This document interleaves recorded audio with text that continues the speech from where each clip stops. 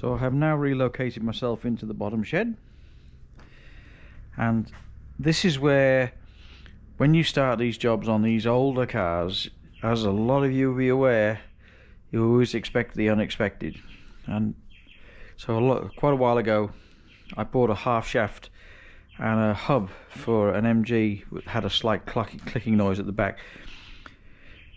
And when I investigated further, I just found that the nut had come loose and the splines were a little bit warm but not too bad, so I tightened the nut up to the spec and it was all alright. So I ended up with a spare half shaft and hub.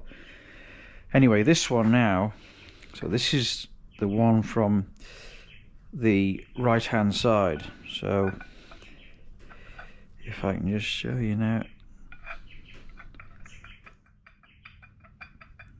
you can hear a little clicking noise. There's some wear in it.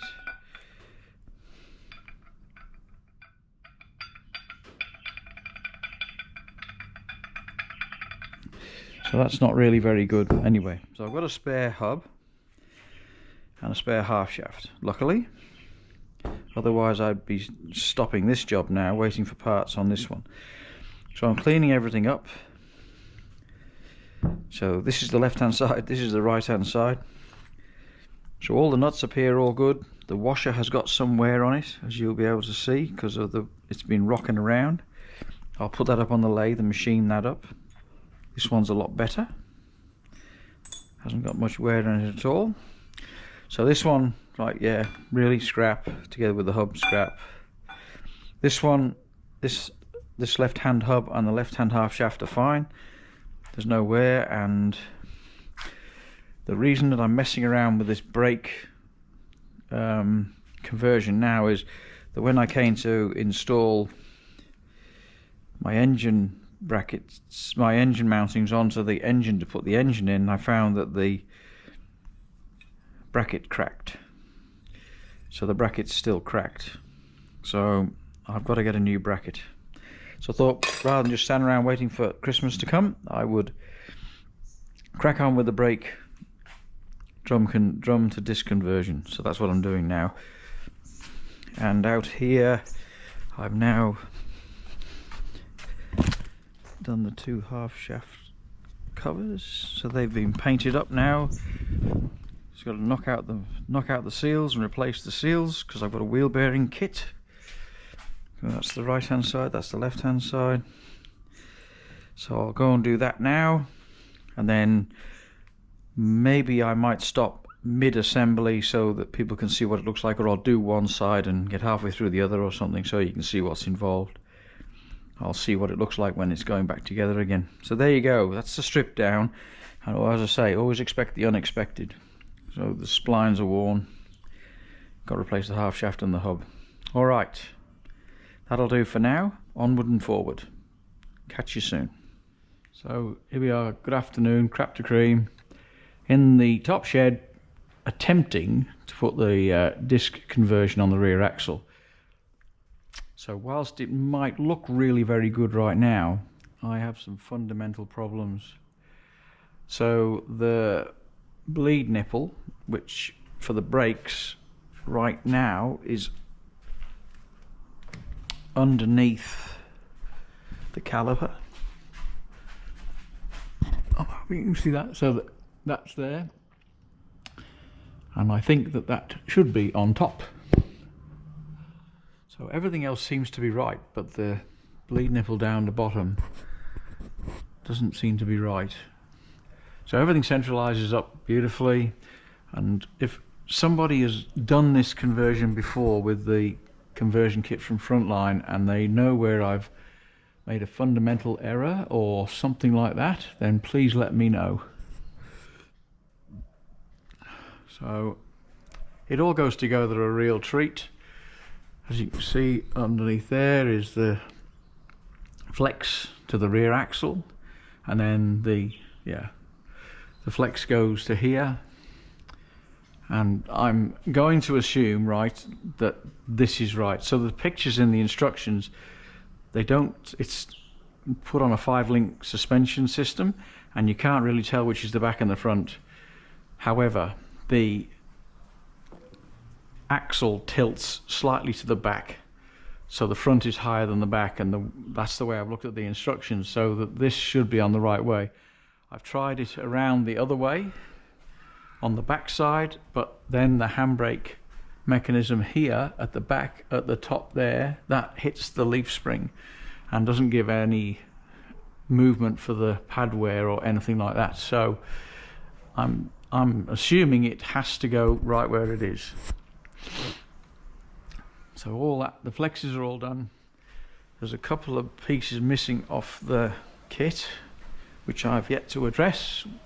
So I've installed a new hub and a new shaft, and yeah, I'm gonna get the bits, the 2 bolts that hold the caliper onto this side, and I'm going to check with the gentleman David who sold me the kit, just to make sure that I've got everything right. As you might see, I've taken the diff cover off. It looked a bit crap, so I'm going to turn it into a bit of cream. Wanted to give the gearbox housing a good flush out, so I've done that now. And it's just one of these jobs, right, that just turns the floor of the workshop into a big pile of crud. So yeah, things didn't go too well today, so time to go down to the house and have a cup of tea, right? So I've been just very frustrated because I can't finish it off. So this is the cover now. I've cleaned all that up, given that a coat of roll bar black. I've made myself a gasket, and if you go to make a gasket like this, then personally I use a Clingersil C4500, and if you do this, always punch the holes out first, because if you punch the holes out after you've cut the gasket out, then you more likely rip it on the edges here. So that's how to make a gasket. So then cut the outside, then I got a pen and I did a mark around the inside. So that's ready to go on when the paint dries. So that's that done. I've been playing around a bit with wiring, trying to sort that out a little bit. Still not sure exactly where it all goes at the back here because of this 77 loom going into a 74. I'll have to go and have a look at my other car and have a look and see where all that goes. But yes, so everything fits nicely, you know, it all just fits, and I haven't got many spare parts left over to make this work now. So I just need to figure out why the bleed nipples at the bottom when it should be at the top. I'm not sure what's going on there. Bit frustrating, because it does say in the instructions that the bleed nipple goes on the top. But anyway, it is what it is.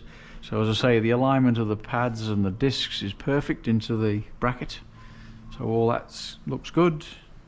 There's not much clearance, there's only a couple of mil on either side, so you either get it right or you get it wrong. And I think that's about it. So yeah. Also, a very wise person always told me never throw anything in the, never empty the bin until the job's done, because no doubt there'll be something that you threw out that'll be in the bin that you'll only find it when the bin man's been and gone. So there you go. That's where we're up to right now. So this was just going to be part 2 and the finish, but there's going to be a part 3 to this. I can see it coming. Anyway, there you go. So that's what it looks like from a distance. I couldn't find on YouTube anywhere where somebody had done this conversion and it was broadcast, like showing you at a distance where everything goes and what it looks like. So hopefully this will help if you decide to do the conversion. Again, thank you for subscribers. I'm aiming for 1,000. If you're out there and you want to subscribe, I'll try and keep you entertained with what I'm doing on my cars and things. Thank you for the support and the comments. Always welcome, as usual. Oh, there's a little bracket in here as well. So you can see that. That's for the handbrake. So the handbrake, and then there's this bracket here that goes on the handbrake there. So that bracket there holds the 2 handbrake cables as they come in, and then you adjust them up. So that should all work. And then yeah, there's 2 flexes here. So there's the 2 handbrake cables, and then here's the 2 flexes. So one goes to the short side and one goes to the long side. And then yeah, then bleed the brakes. All right, enough waffling on. Have a nice week, and I'll catch you during the week, no doubt, when I get some answers on what I'm going to do here. Bye for now.